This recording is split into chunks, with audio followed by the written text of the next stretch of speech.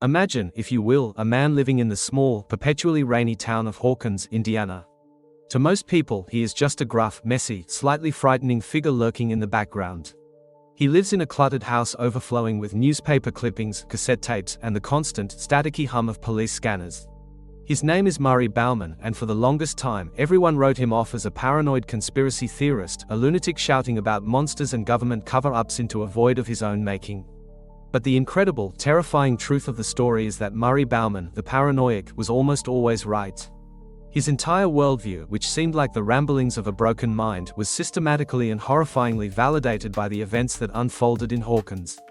His journey is not one of a crazy man being proven sane, but of a perceptive man living in a world so insane that his clear-eyed suspicion was the only appropriate response. To understand why Murray was right, you first have to understand the world he believed in.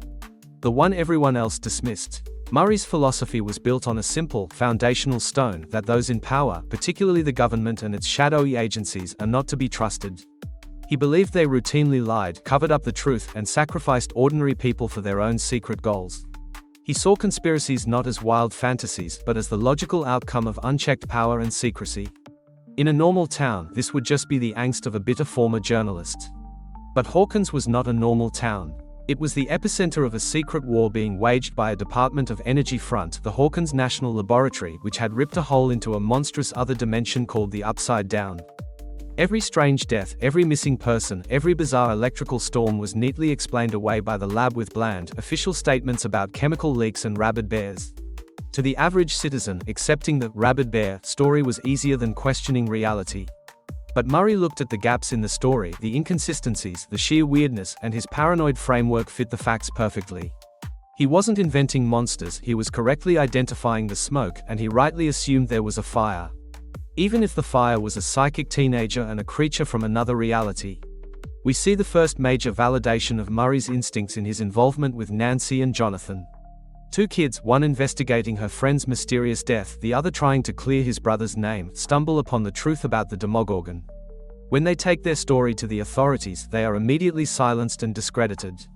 They have proof, a shredded tape recording of a monster's roar, and no one in a position of authority will listen. They are desperate, and the only person who doesn't think they're crazy is the town crazy.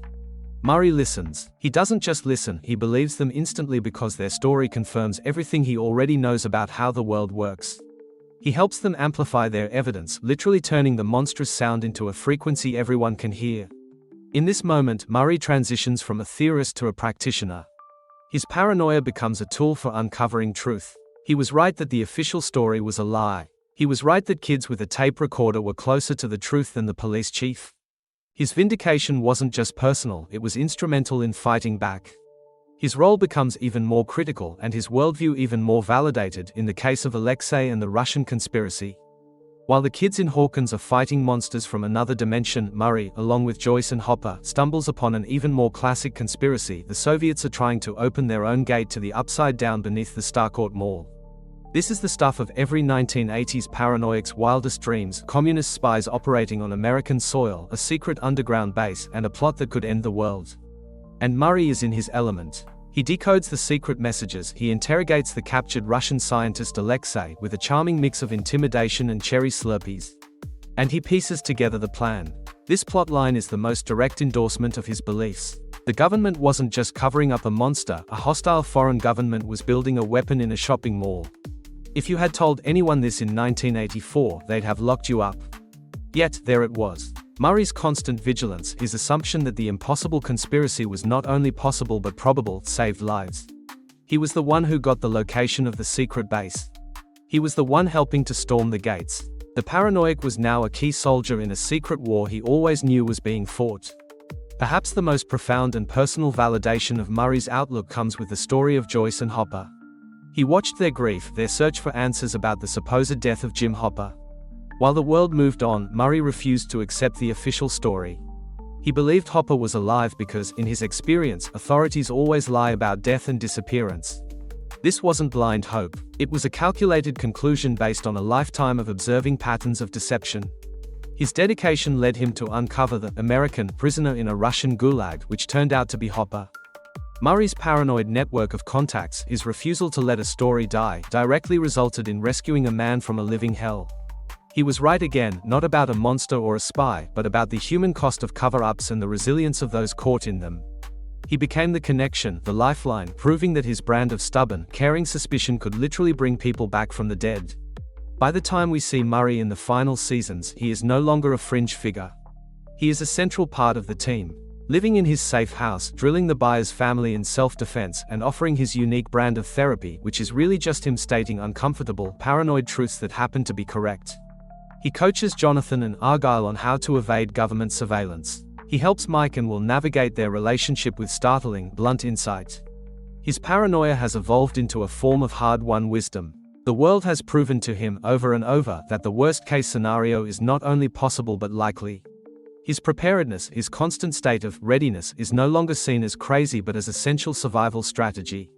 The others have been dragged into his world, and they now understand that his cluttered mind is a map of the real, hidden world they all inhabit. So, what does Murray Bauman's story tell us? It tells us that paranoia, in the face of genuine, systemic deception, is not a mental illness but a survival skill. He was the canary in the coal mine for Hawkins, sensing the poison in the air long before anyone else felt sick. His worldview was validated piece by piece, monster by monster, conspiracy by conspiracy. He taught those around him that trusting your eyes and your gut is more important than trusting a press release. In the end, Murray Bauman stands as a powerful, quirky, and deeply human symbol of a powerful idea. Sometimes, the person who seems the craziest is the only one who accurately sees the madness of the world for what it is. He wasn't living in a delusion, he was one of the few people in Hawkins who was truly, fully awake, and because he helped save his town and his friends. Time and time again, the Paranoiac was right, and in being right, he became a hero, proving that the truth, no matter how strange, belongs to those brave enough to suspect everything.